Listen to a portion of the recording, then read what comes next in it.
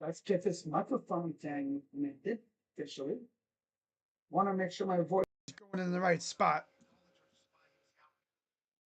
All right, now we just gotta wait on YouTube Studio.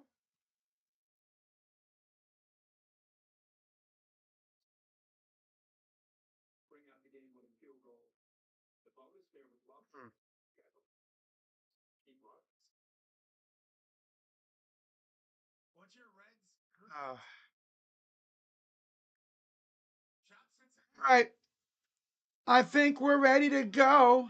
And by the way, guys, for anyone who's tuning in here, for any new members, I do have a little something for you here. I've been teasing about it for a while, right? I have been teasing a new emote for a while now. Just made it yesterday. If you look in the chat, for anyone watching this, we got a new emote alert. Ladies and gentlemen, I present to you the Dolan dollar. I'll be right back, guys.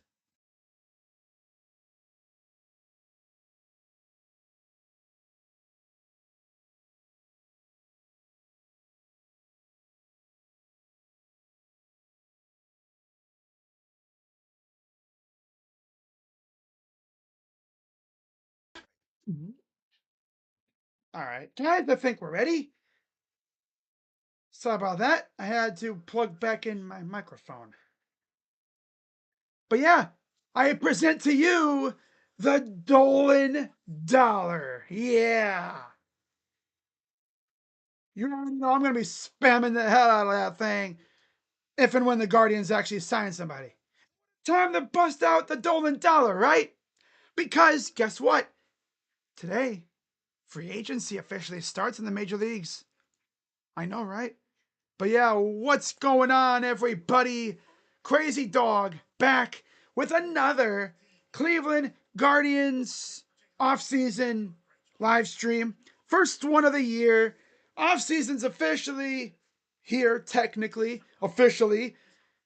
And the Guardians, if you remember a while back, the front office was essentially called out by J-Ram.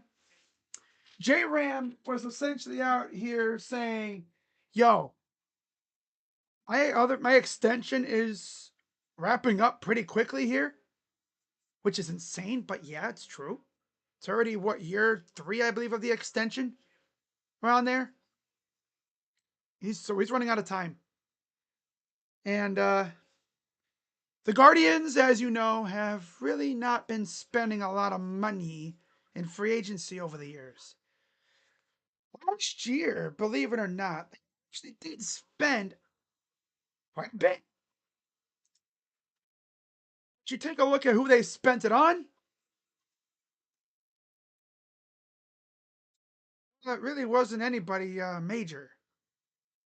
Last year, most of the money spent was on 2 players. And neither of them lasted the entire year. Carlos Santana, 1 year, $12 million. He dipped around mid-season because he just was not hitting it. Literally. Shane Bieber, 2 years, $26 million total, $14 million AAV. Traded away at the deadline. Other than those two, they gave out $4 million to Jacob Junis, who was solid, I guess, given his role.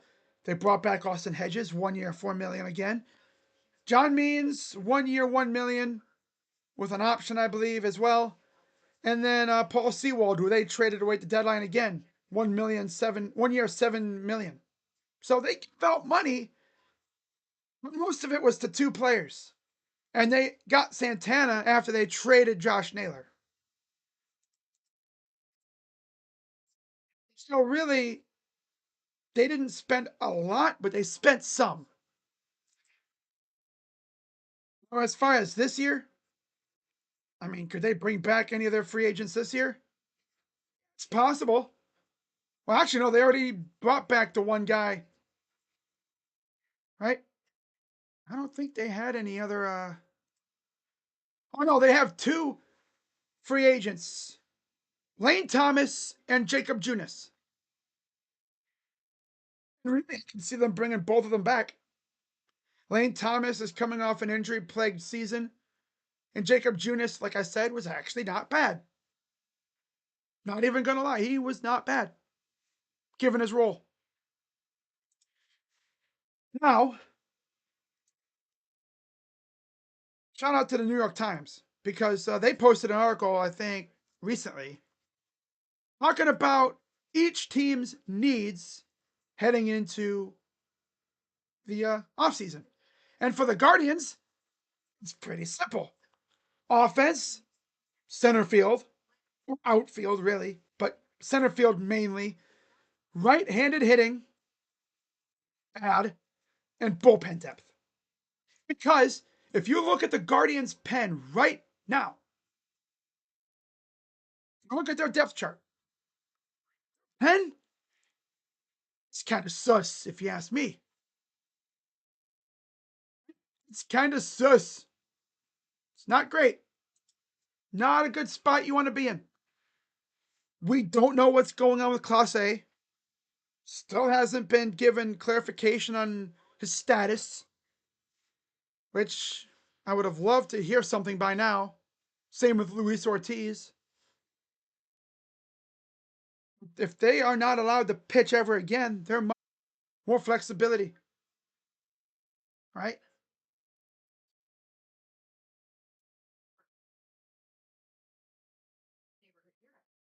And then you also have in the pen, Joey Cantillo, Zach Kent, Matt Festa. They have no options left.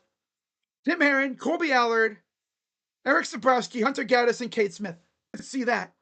Center field depth, it's kind of as well. You have Anna Martinez who can play there. DeLauder, of course, can play there.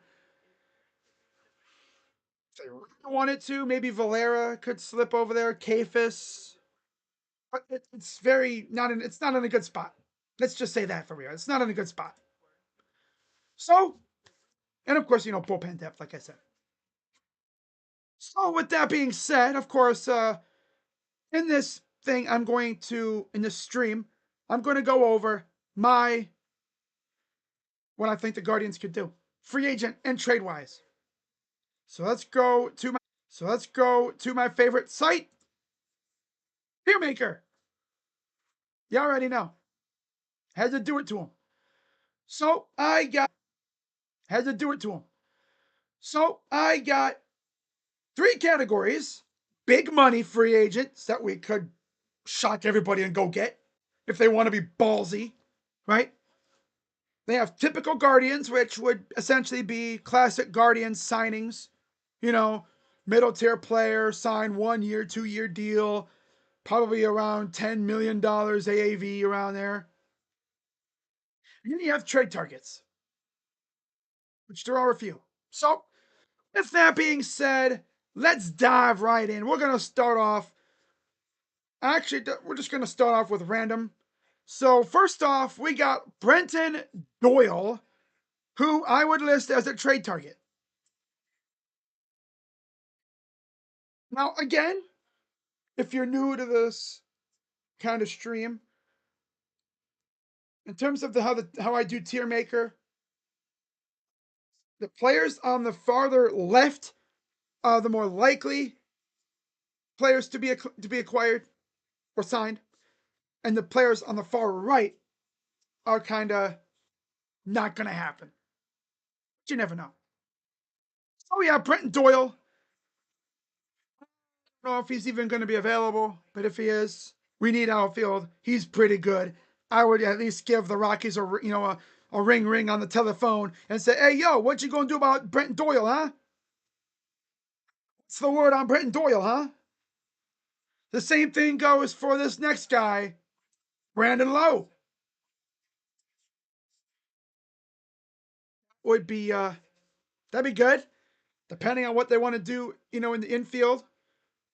If they don't like what Rocchio and Arias are doing in the infield, you could get Brandon Lowe. I think he's got a club option coming up. Why not?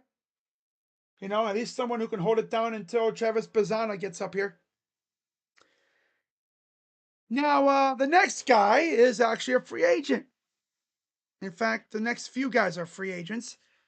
The first one is a guy that, trust me, if we went out and signed this dude, I'd lose my mind. Because we don't do this kind of stuff. Munetaka Murakami from Japan. He's a big money guy. Infinite big money. Yeah.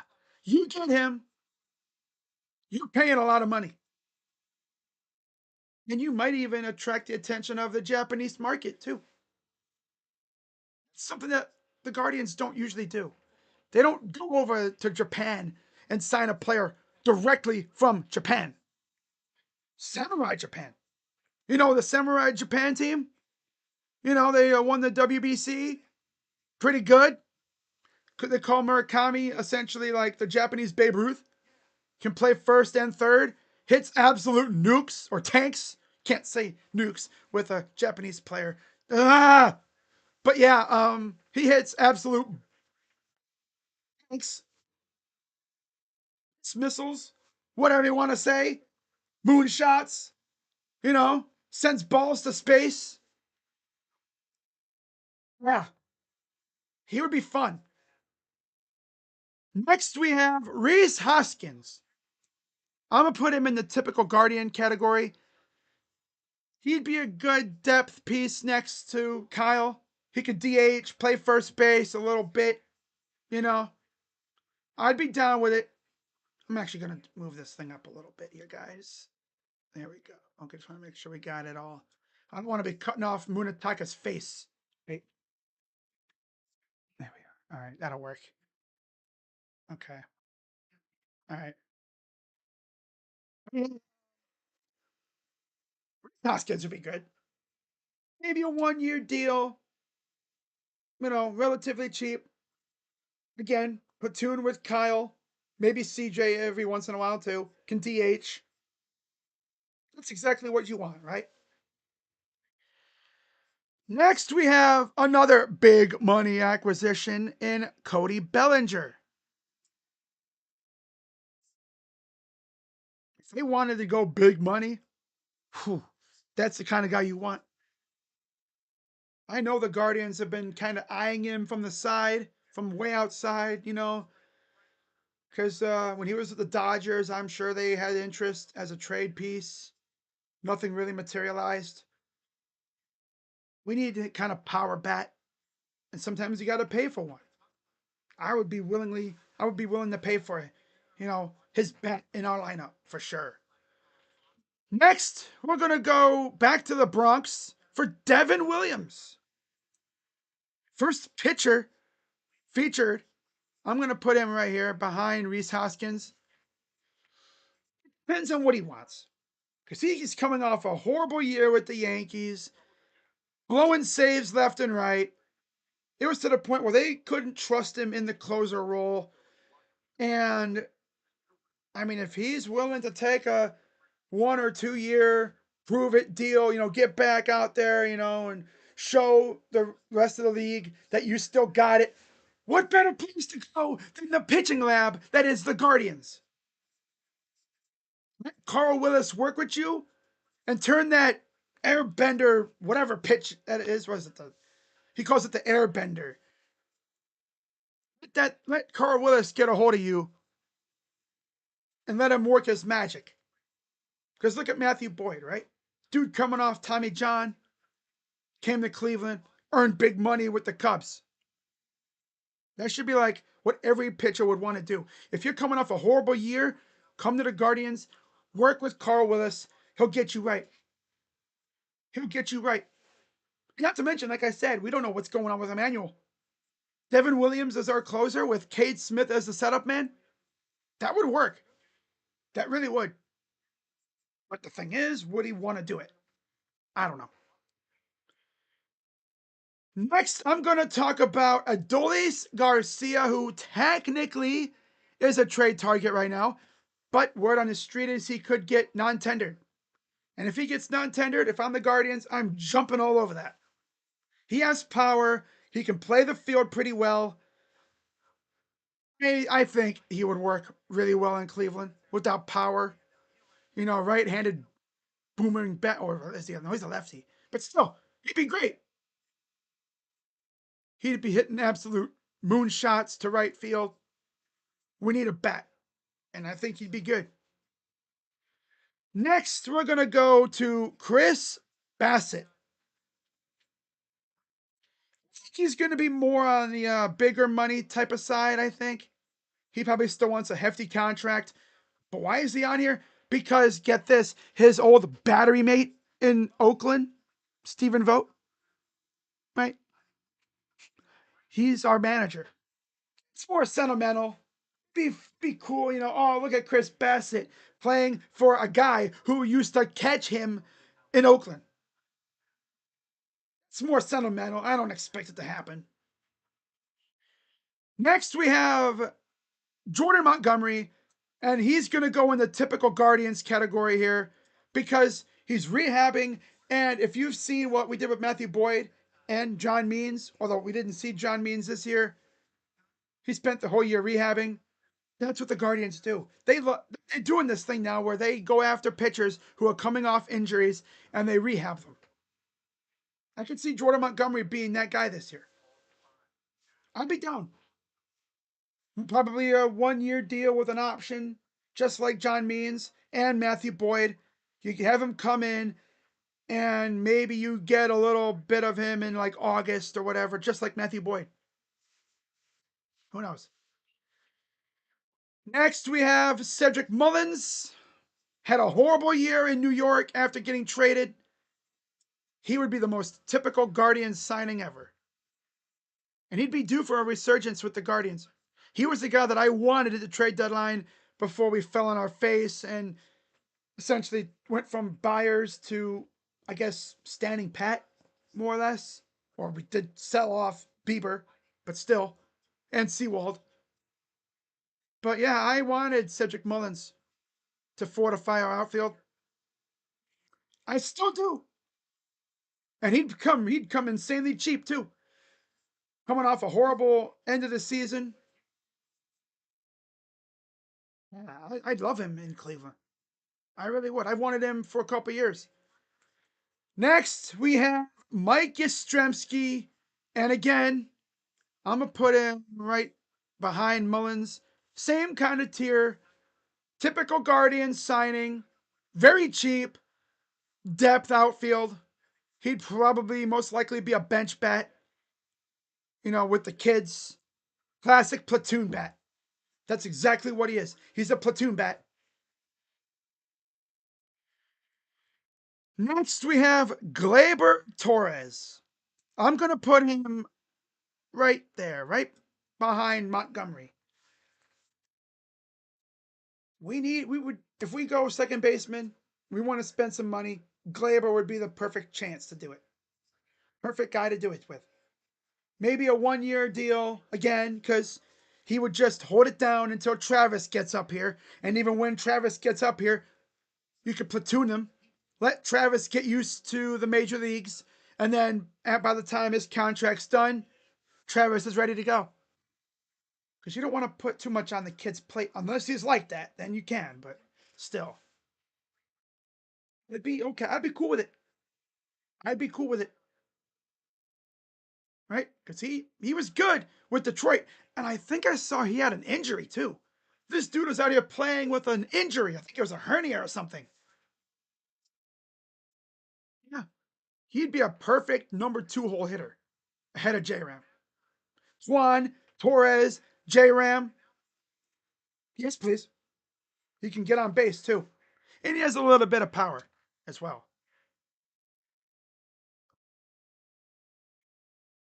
What are they doing on the McAfee show? Oh my God. Spazzing out again, I see. Next, I'm going to go with Ty France. I haven't really seen us mention for him, but again, classic Guardians. I'm going to put him ahead of Yaz. He'd be very cheap. Platoon first baseman next to Kyle. Why not? That's all I'm going to say about it. Right? That's all I'm going to say about that. Then we got Jacob Junis. He's actually the only Guardian I have in this video. It'd be cool to bring him back. Yeah, bring him back. That would be awesome. He's actually good here. I mean, yeah, like I said, given his role, he was solid.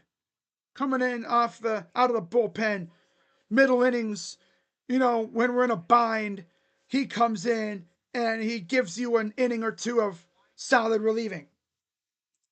He's not bad. I'd love to bring him back for another year. Next, I'm going to talk about Ha-Sung Kim, another infielder that we could fill in for when until we wait for Travis. Can't even speak today. Oh my God. Ha-Sung Kim, I'm going to put him right around here. He's like middle of the road. I think he's attainable, but I don't know if he'd want to come here though. Because to come here, you'd have to be willing to take like a 1-year deal, understanding that you're only going to be a stopgap until Travis comes up. What about Brian and Gabe? That's another thing. You're going to platoon with those guys most likely. So you probably wouldn't really play a whole lot. Yeah. I don't know if we're even going to do the infield like that. Same thing goes for this next guy, Miguel Rojas, the hero from the World Series. I'm going to put him down here as well. I'm just not sure he's going to want to come here. He's probably going to want a solid payday. Dodgers are probably going to keep him around. He's the hero from the World Series.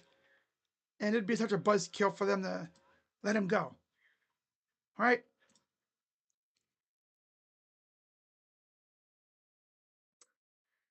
All right, next, we're going to go to a guy that I've actually kind of wanted for a while.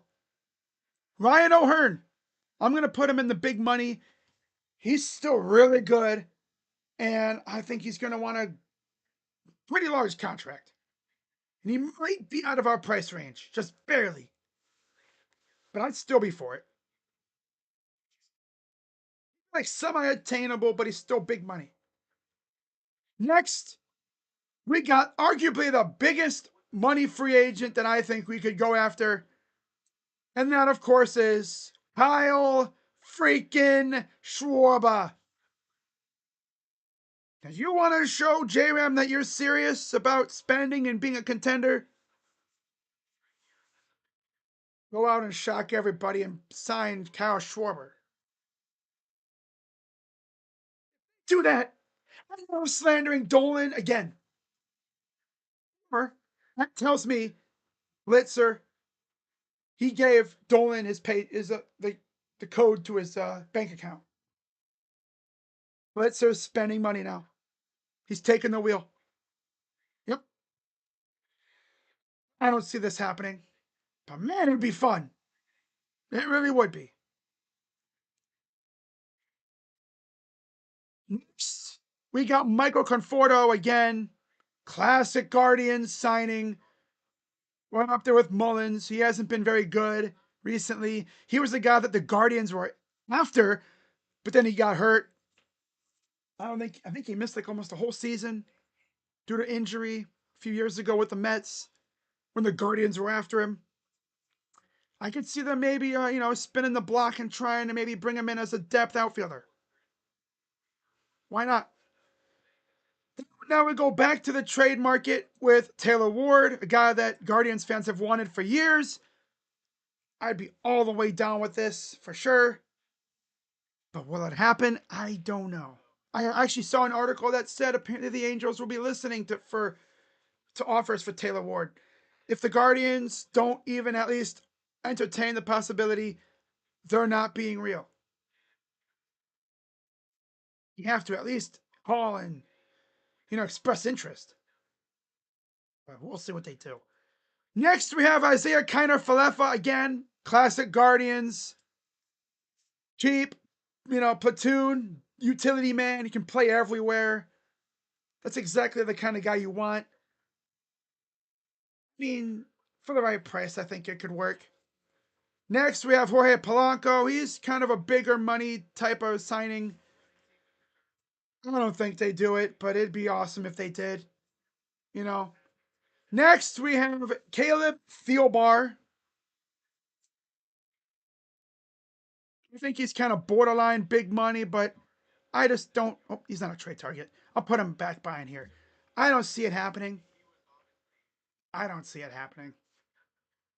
He's probably going to stick around in Chicago or go elsewhere. Then we have Seiya Suzuki from the Cubs. Put him there. I don't think he goes anywhere. And then we have Miguel Andujar, right-handed bat, versatile. He's experienced a resurgence with the bat after some rough times in New York.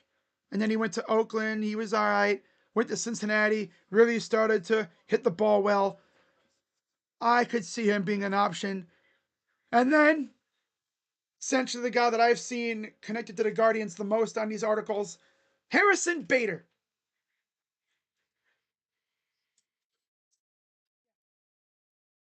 I could see Harrison Bader being an option. Coming in and play center field. You'd have Valera or someone in the right field, Kwan in left. And now, if they trade Kwan, I think the big money free agents become even more attainable. Because you got to do something. You can't trade your best bet other than J Ram. A guy that was essentially like your best outfielder, another gold glover, of course. You don't go out and then do nothing. Most likely, what they would do is they would do what they did with Josh Naylor, right? Trade Stephen Kwan and then turn right back around and sign somebody. Because that's exactly what they did last time. They didn't do that with Andres, though. They just said, yep, we'll stick with what we have in the infield. Lucky for us, it kind of worked. It wasn't as bad as we thought it could be, but still wasn't great. Now, if they trade Kwan, if they just swoop around and get Kyle Tucker, nobody who can play left field, but he's a left bat. He's a lefty. Harrison Bader can play the left field. Like I said, Ryan O'Hearn can play left field, but he's a lefty bat. Austin Hayes, Raf Snyder, Starling Marte, technically Willie Castro can play a little bit of left, I believe. Ahmed, Tommy Pham, Austin Slater. Yeah. We don't know what they would do. Kike Hernandez, Manuel Margot. Yeah. That's exactly the kind of names they would go after. Because that's what they do. Yeah, those are my free agent options heading into this offseason. And we'll see what the Guardians got in store. If I see any news about it, by the way, the Guardians actually just did make a minor league signing. They brought back Carlos Hernandez to a minor league deal. So, well, they're signing guys. Classic Guardians, though. I'm interested to see what they do in terms of actually spending money.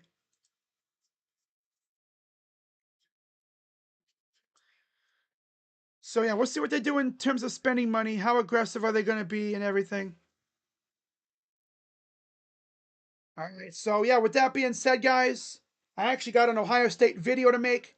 So, I'll be back with you over the net channel. But, yeah, guys, we'll see what the Guardians have in store for us. I'm Crazy Dog. Let's go, Guards. Please spend some freaking money. I beg you. See you guys later. Go Guardians. I'm Crazy Dog. By the way, hope you guys like the new emote. $1,000,000. Spend a lot of them. But yeah, guys. Bye-bye. I'm Crazy Dog. Let's go, Guards. And I'm out. An outro. Bye. Yeah.